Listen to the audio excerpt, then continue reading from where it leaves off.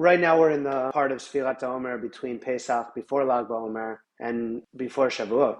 So all of these parshiot, all the Torah readings that we read that correlate every single week, where we're sort of like existing in these different Torah readings and these lessons that apply to us and these energies, and what can we take out of them. And the story about Passover and being slaves and being redeemed, and we're still, in that time leading up to Shavuot where we received the Torah, but all of the different lessons are so epic. And a couple that come to mind, first, before even jumping into it, is just understanding that Mitzrayim in Hebrew, the word mitzal means constriction. It's a constricted state, and it's basically this enslavement. So we're in Egypt and we're feeling constricted. We're literally slaves. But it's also, for us, it's that we're also enslaved by all these things because of this constricted consciousness. So the same way that Bnei Israel, the children of Israel, are moving through the desert towards their redemption, towards their promised land, it plays out with us as well, that we always have to figure out, how do we leave these enslavements? How do we leave this constricted consciousness, this space of layers of disconnect and discontent, and how do we get to this redemptive state? So you see with Nachshon ben Aminadav, when Bnei Israel, when the children of Israel are brought out of Egypt, they're brought in this circular path. And even that, every single thing is a lesson for us. So what's the lesson there? The lesson is that sometimes you need to go in a circular path, because if they had gone in a direct path, they could have just gotten really afraid, and fear is the biggest enemy of faith, right? And they would run back to Egypt. And the Erev Rav, all the ones that were surrounding, always bringing up, that, oh, we had it easier there, we had free fish and all this different stuff, that would be a worry. And the idea is that they couldn't really do that, because they went in this roundabout way, and it wasn't this easy direct path to go back. And with Cortez and the burning of the ships, maybe you've heard of this, and I was in this space where I felt stuck. I also felt sort of enslaved or trapped by my own indecision, by my own doubts, by my own safek. And my friend actually showed me this painting, Cortez, and the lesson with it, he basically burnt the ships because he knew the only way would be forward. And all of the men with him, if they had the opportunity, much like Bnei Israel, if the children of Israel had that opportunity to just go directly back, then they might take it, because fear is so strong. And what Cortez did, and what Hashem did when he took us in the circular path, Cortez just burnt the ships. He took away that mindset of fear and enslavement and constraint and constricted consciousness, and he just eliminated it fully. So the only way was to go forward. And that's what they did. And with Nachshon ben Aminadav, when he jumps into the ocean, he takes that leap of faith, literally. The water doesn't split. It's only until it gets up until as far as it could go does the water split. And we have to remember that the fears are going to keep happening, but when we are tapped into the faith and we have that full faith, like he did when he took that step, he had that faith all the way to the end. Oftentimes we lose that faith when it gets the hardest, but generally when it gets the hardest, when we have that resistance, that means we're so close and it's going to be right there. So we have to keep the faith of that. So we read Tazria and Mitzorah prior to Acharei Mot Kedoshim, and one of the things, Tazria, Tzarot, we have the leprosy and this disease, and Tzarot, Tsar is sadness. The Ramban, and then the Rebbe Rashab, who's teaching the Friedricher Rebbe, the Hasidic masters of Chabad, he has this epic lesson with this, right? So Nega, the Tzarat, has this Nega, it's this disease, right? The ayin is on the left side, which is the side, if you look at the Sfirot, which I have here, then you'll see the left is Gvura. So it's tied to judgment. And the other side of Nega, the other side of disease, is Oneg. And the ayin, the only difference is the ayin is on the right. And this is pleasure. So how do we move away from disease or from the constraints and the constrictions, and how do we move towards pleasure, towards Oneg? So what the Rebbe Rashab, based on the Ramban, told the Friedricher Rebbe was, so when it Nega, the ayin's on the left, it's because we're seeing things through judgment. We're seeing things through the Sfirat, the tree of life, through the left side, through judgment and through almost like a bad eye. So all of these tzarot, all this sadness, all the bad things, the harsh things, they happen through seeing something in a bad light. So the ayin hara, when you're leading with judgment and looking at something unfavorably, then we're looking on the left side. But if we switch that ayin, if we judge favorably and we see through the right side, through chesed, then we bring oneg, which is pleasure, and which is redemptive, the redemptive state in redemption. So in this parasha, we're at Emor, and also with Pesach, it's also Pesach is an open mouth, and Vayikra is calling out. And Emor, the parasha that we're in now, says V'yidaber Hashem el Moshe Emor, and then he's saying, tell the Kohanim, the high priests. This is also just speaking out, and we know the world that Hashem, that God spoke the world into existence. So speaking in this time is such a powerful tool of transformation. And Pesach means an open mouth. It means that we're speaking goodness into reality. We're also speaking reality into our reality itself. Because just like the world was created through words, words create worlds. So just our own life, just as God is sustaining and renewing the world at all times, it's the same with our own path and the reality and the world that we create. So Sfirat HaOmer, it's also, before we were reading about in Parshat Shmini, it's the eighth. One thing that we have to keep in mind is there's number 7 and the number 8. And what does 7 represent? It represents nature, the 7 days of the week. And with the Mishkan, with the tabernacle, Moses is setting it up, taking it down, setting it up, taking it down for 7 days, right? It's the inauguration of the Mishkan. But then we know in the 8th day, that's when Hashem, that's when the Shekhinah comes to dwell. And people ask why in the 8th, like why not in the 7? Like why is it Shmona? Why are we emphasizing that? We learn that it's because of the 7, it's because of nature and what we're doing in time that brings the 8th, that brings the supernatural, the unlimited. And Kadosh means holy. The first time that Kadosh, the word Kadosh, holiness, is brought in relation to anything in the Torah is with Shabbat. So something holy, something, the ultimate holiness, Kadosh, is in regards to something finite. It's in regard to time and space, Shabbat.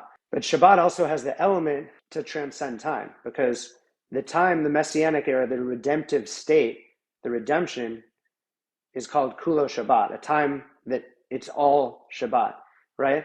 So in this time, we're counting Sfirat HaOmer. It's the same thing because it's 49 days, so it's 7 days and 7 weeks, and it's leading to the 50th. So just like the 7 leads to the 8 for the Mishkan, so this 49, these sets of 7 lead to the 50th. And the 49 parallel the 49 gates of purity, but they're paralleling the 49 levels of impurity that Bnei Israel, the children of Israel, reached when they were in Egypt. So what we're doing now is saying this Sfirat HaOmer, running through these 7 emotional attributes of the Sfirot, from Chesed to Malchut, is to rectify all of these elements that were impure, that were not aligned in that time. So now we're rectifying these, and we're literally speaking it out so that we could rectify it, leading up to the 50th. And there was an imbalance in all of these things. That's why we have to do it, because you could ask, well, so why wouldn't it be 7 days if there's the 7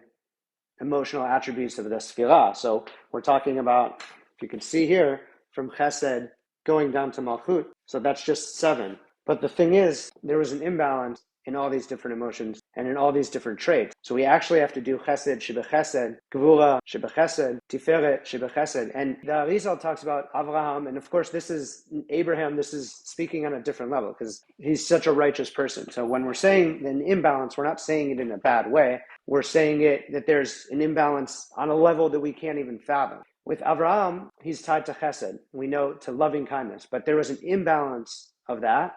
And so he had Yishmael and he had Yitzchak. Yitzchak, there's an imbalance of Gvura, of judgment, of Din. And because of that, he had Esav and Yaakov. And Esav and Yaakov, it's Esav Sunet Yaakov. So the whole thing is this Edomite and Israel and the promised land. And it's always this fight. That's why Yaakov is the Ekev. He's holding on to the heel of Esav, because Yaakov, he wants to reach to the Rosh. He needs to always, the redemptive state is climbing up this sort of this body and the animalistic nature towards the godly soul. So Yaakov, he's connected to Tiferet. So that's the balance, that's harmony. And what we're doing with the counting of the Sefirot is we're rectifying each element of these, leading to Malchut, leading to the 50th gate. The 50th is when we receive the Torah anew. And all of us have to go through this to be able to connect and to do these tikkunim, to do this rectification, so that we could actually receive the Torah in this connected and aligned state. The most amazing thing, I have another chart. So O, right, is skin. It parallels the klipot, the garments, right? So this has an ayin. And O, light, has an aleph. Aleph, Avraham, when there was the aleph, is connected to God. He's fully connected, right? So the aleph's always adding to that connection. So when we think about these garments, this the skin, it also parallels, right? The nefesh habehemit, the animal soul, is connected to the physical. It's connected to concealment. It's connected to the animal nature, self-serving nature, or what we were talking about before, nega or oneg, and Esav represents the animal soul, right? Now, talking about Yaakov, who represents the godly soul, he's connected to O. That's why he's Tiferet. That's why he's in harmony, because he's completely connected to the light. So he's in this harmonious space. He's in this space of alignment. And that's why his children are the 12 tribes, and the Jews come out of them, because he's rectified the imbalances of Avraham and Yitzchak, and he's brought harmony. And that's why we all come from that space. What we have to do with these garments, we have to think about Melech HaOlam, right? So Hashem is the king of the universe, HaOlam. But it's also, HaOlam is connected to Ne'elem, Elem, and that's hidden. And it's also with Megillat Esther, it's Hester, which is also hidden, because God's name is not actually in that miraculous scroll and story. So how and why the Ne'elem, why the hiddenness of the Almighty, of the King? Wouldn't the King want to be seen? But Hashem, the King wants us to serve him, but with free will, right?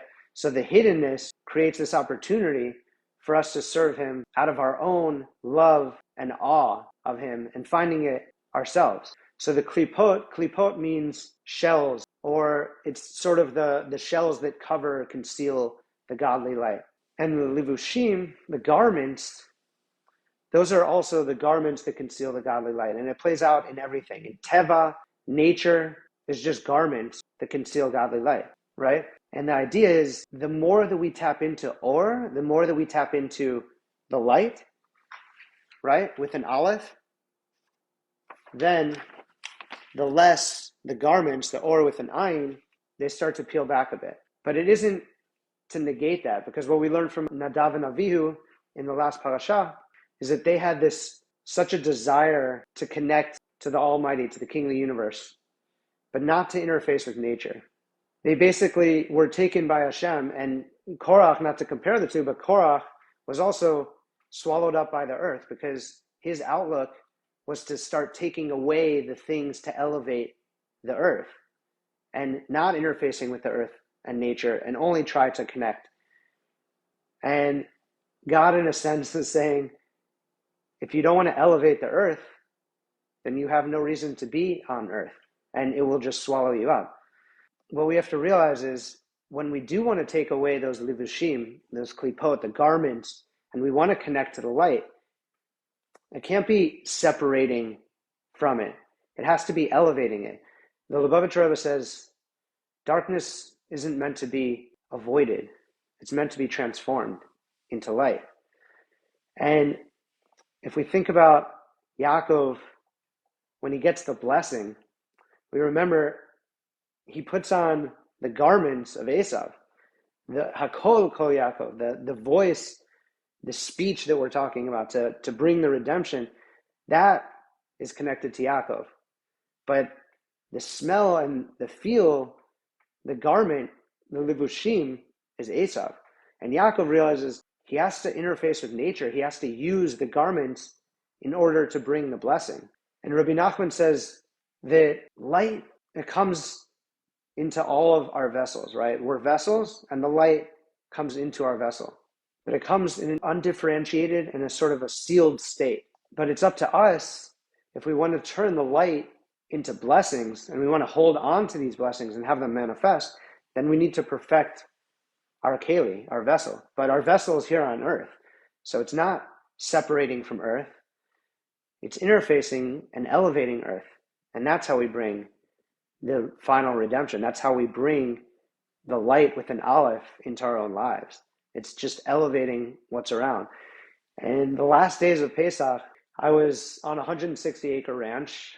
Thank God, it was amazing. My friend, we did Shavuot there as well. And every day there was a spring, and nobody was taking advantage of it. So every day I'd go over there and I'd meditate. And I was reading one of Rabbi Nachman's stories where the sons get switched, the maidservant and the king. And in the end, the true son of the king, the one who will bring the full redemption, he goes into the Garden of Eden in a sense. He goes into this garden. It's all a parable, but he goes in. And one of the things he needs to do is sort of rectify and fix everything that is misplaced or that is broken or separate, that isn't in the state of yichud. It's in the state of berurim, where we have to like mitaken all these things. And one of the most beautiful things was, just to give one example, there's a rose that was like not in its right place, but it wasn't hidden or in some other place far away. It was just a little bit off. And there was a series of these sorts of things. And he took this rose, the true son of the king, the true redeemer, and he put it in its place, less than a foot away. And really the lesson is that it's really just it's a series of small movements to bring the redemption.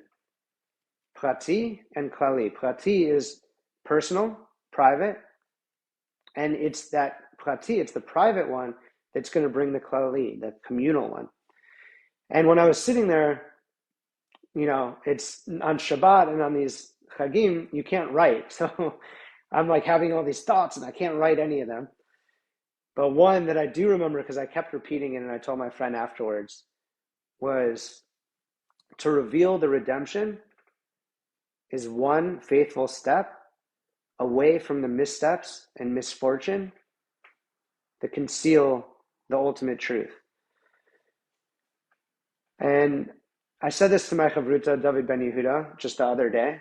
And then we started thinking about missteps, which is chet. Chet is a misstep. It's missing the mark. So chet is a sin. But what it actually means is that you were trying and you failed, or you were shooting for this and you missed. So it's really just a misstep. And it's just that one step towards the redemption, towards making this new decision, towards counting, seeing that every day counts, that every moment counts of Sfirat HaOmer, and making that count, making that step towards that. If you think you're on the wrong path at any moment, you could literally turn towards and align with the faithful path, with the path of O, with the Aleph, with the light. And that's the ultimate lesson of Sfirat HaOmer, and why Yaakov had to wear the Levushim, had to wear the Teva, the nature, and to elevate it to get the blessing. So right now, this is the release party festival for my fourth book. This is Light of the Infinite, Transformation in the Desert of Darkness. And this is all about transforming the darkness, as we've been speaking about, to light. Each chapter, I have fun coming up with the names of these chapters. So one's The Color of Humility, The Secret to Blessing, The Secret to Never Falling, Out of Sight, Out of Mind, Revolt versus Redemption, which talks about Korach, The Other Side, How to Levitate After Every Fall, Don't Play No Games That I Can't Win, after a Beastie Boys song. So I figured maybe I'll read a couple. So what I did was, for the introduction, I took each name, chapter name, and I just kind of like freestyled on it as like a way to introduce it. Before that, I'm going to read, this is from my third book, the one that we're in now. It's called The Sound of Illumination. And this is with Vayikra.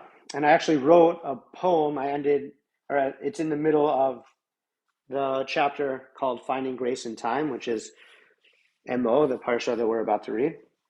And this is about the klipa, the shell that covers godliness. This shell covering your magic. If you can only see what I see, full of life that can't survive up here.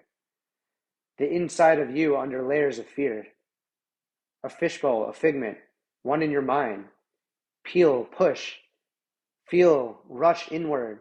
Your outside is created. dig deeper to being a creation, sweet and pure as fruit, but your shell has toughened. Peel it all away until you see it was all a trick you played. So Sfirat HaOmer, this time where we're counting, it's this opportunity to peel away the layers of the shell and move toward our inner essence, connecting to our godly soul instead of limiting our perceptions and actions to our animal soul. So that's in this week's chapter. I'm going to read a couple parts from the introduction over here, and then I'll wish you all a good night. Thanks for being a part of this, listening to all the epic presenters. I'm not going to shout anybody out because all of them were so amazing, and I'm going to forget people, and there's so many. But the next festival, we have Rabbi Simon Jacobson as one of the keynote speakers, which I'm incredibly excited about. We have some other epic, massive minds and souls as well, but I'll let you wait a little bit to hear who those people are.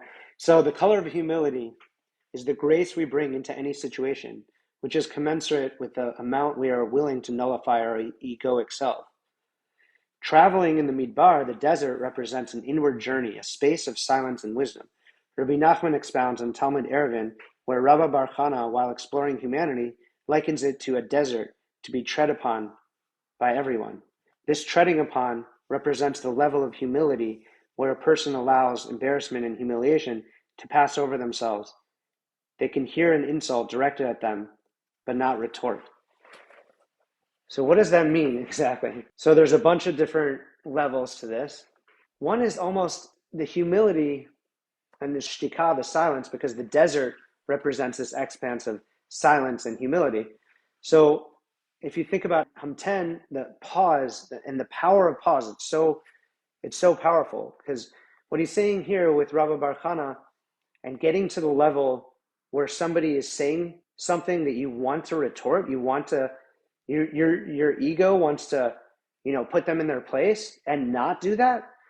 The Alter Rebbe in Tanya talks about, all the levels that could bring in terms of every time you do that and somebody's bringing a judgment, the divine, the heavenly judgment, you're basically spared of. But not even on that level, on the level of taking a moment, judging favorably. Maybe this person's going through that. Maybe they mistook me for that. Maybe they misunderstood that. Just taking that pause, leading with compassion and love, and judging favorably.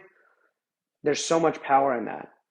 And there's bitul, there's the self-nullification that's so important that we need to do, because so often we want to protect ourselves, our ego, and we're so quick to pass a judgment, to bring something negative into being, to give air to something that doesn't serve us. Rabbi Nachman talks about in the most important, or at least the most fundamental, foundational teaching of Breslov is the Zamra. It's Reish Pei Bet, which is lesson 282. And it's that we need to judge favorably. And he brings, from King David, in terms of a wicked person and where they're at. But when you judge them favorably, and this is something, if you read Shmuel Aleph, Shmuel Bet, you'll see these stories of King David and how he brought goodness and redemption by judging favorably over and over, and all the times where any other king would be like off with their head. But it says in there that when you look for this person that's wicked, when you do this azamra, when you judge favorably, you'll look and they won't be there. And just moving through life at all times, when we're judging unfavorably, or we see somebody in a certain light, we're literally putting them in that space. And that's why when we judge favorably, they won't be in that space, because we won't put them there. If we did put them there, but then we work on this and we start to bring compassion and love and judge favorably, then when we look in that space, they won't be there. And we have to do the same with ourselves. A little further into the lesson, he says, this is the same that we have to do with ourselves. So often, our constriction and our enslavement, it's just ourselves not judging ourselves favorably. All this fear, all these stories that we tell ourselves, stories often that other people tell us, and then for some reason we believe. So the midbar, this shtika, this humility, the shtika is silence. It represents a space where we could silence everything that's in our head, all of those stories, all those things that we think. and we could step into what we're truly supposed to be doing, what our purpose is, to align with our Creator, to be creations aligned with our Creator. That's what Shabbat is.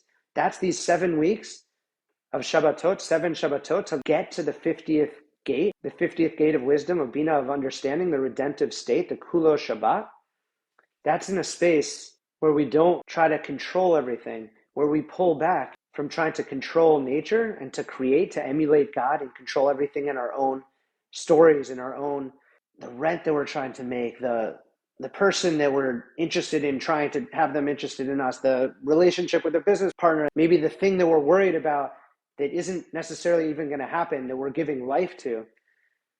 We can't create. We can't do anything on Shabbat that creates. We can't drive. We can't use electricity. We're pulling back, and it's as if we're observing Shabbat in cyclical time, just how Avraham and Moshe and everybody observed it, because we're not interfacing with that. It's a time where we take pause. We're existing in the space of shtika. The only speaking is supposed to be on a high level, and our tefillot are elevated even more in this time. Tefillot, Rab Natan, Rab Nachman, they always talk about the level, the Pesach, the open mouth, Sfirat HaOmer, all of this is to connect with tefillot, to connect to Hashem through prayer, and that's how we bring in the redemptive state. So shtika, Rabbi Nachman says, is the keter around chokhmah. It's this fence around wisdom, because when we don't have shtika, when we aren't humble, when we don't lead with humility and we think we know everything, then we can't be in a space to learn from other people because we think we know. And even in our own lives, when we're going through things, if we can't take a pause and try to learn what this is happening for me, not to me, if we think it's happening to us and we're feeling bad about that, then we're judging it unfavorably and we're resisting it. But if we think we're happening, or this is happening for us, then we could actually learn from the situation. We're going to have humility, and we're tapping into faith instead of fear. And that is the space that we can learn from. And that's the space that we could feel aligned. That's the space that our vessel takes the light and turns it into blessing. I think I'll end there, and you can take a look at all of the other ones, the sort of little freestyles on the different chapters and the chapters themselves when you get any of these books. But this is the 4th one, Transformation in the Desert of Darkness. I love you guys so much, and I so appreciate you being a part of this journey.